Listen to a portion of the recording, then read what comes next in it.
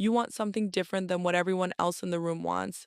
And before you even say it out loud, the guilt shows up. Not big, dramatic guilt, quiet guilt, the kind that makes you check the room before you admit you're tired, before you say you're hungry, before you say what you actually think.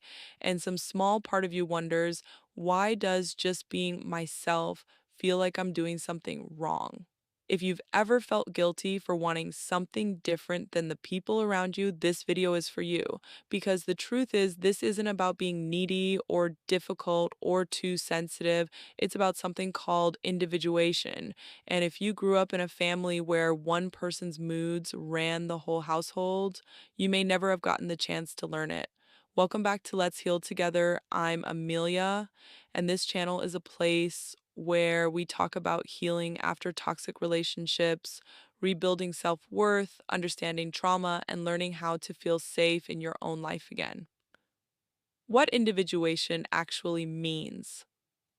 At its simplest, individuation is knowing that you are a separate person from everyone around you, with your own feelings, your own preferences, your own needs, and that this is okay, not selfish, not a problem to manage, just true.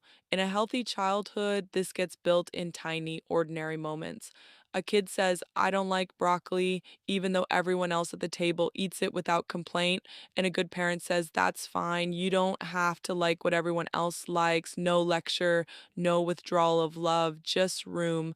Multiply that by 1,000 small moments over years, and a child grows up knowing something in their body, not just their head, that being different from the people around them doesn't put them in danger. Why it breaks down in narcissistic systems, but in a household run by one person's needs and moods, that room doesn't exist. If the dominant parent is tired, everyone gets quiet. If they're upset, everyone tries to fix it. And if a child's feelings or preferences don't match what that parent wants in the moment, the child learns fast that having a different need causes conflict. So the child stops registering it, not on purpose. It happens underneath conscious thought as protection. Over time, you lose practice at even knowing what's actually yours. Think of it like a radio. You have your own frequency, your own signal for what you feel, what you want, what you need. But if you grew up in a house where only one station was allowed to play, you learn to tune yourself to their static instead of finding your own signal. Not because your signal wasn't there, it was just always drowned out, the psychology behind it.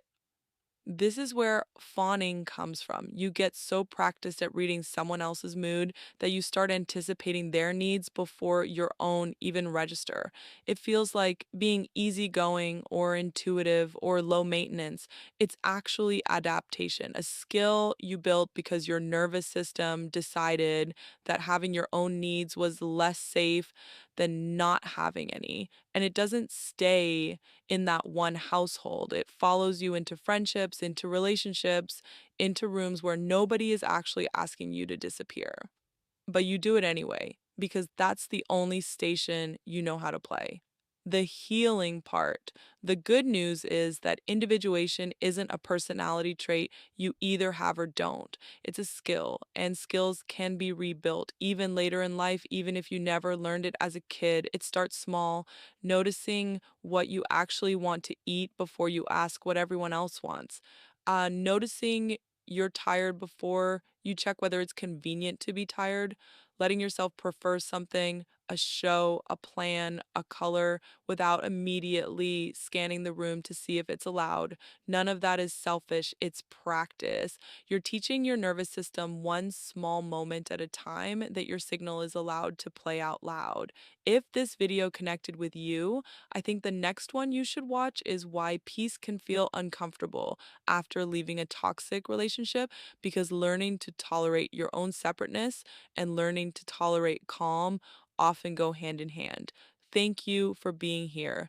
And remember, we heal together.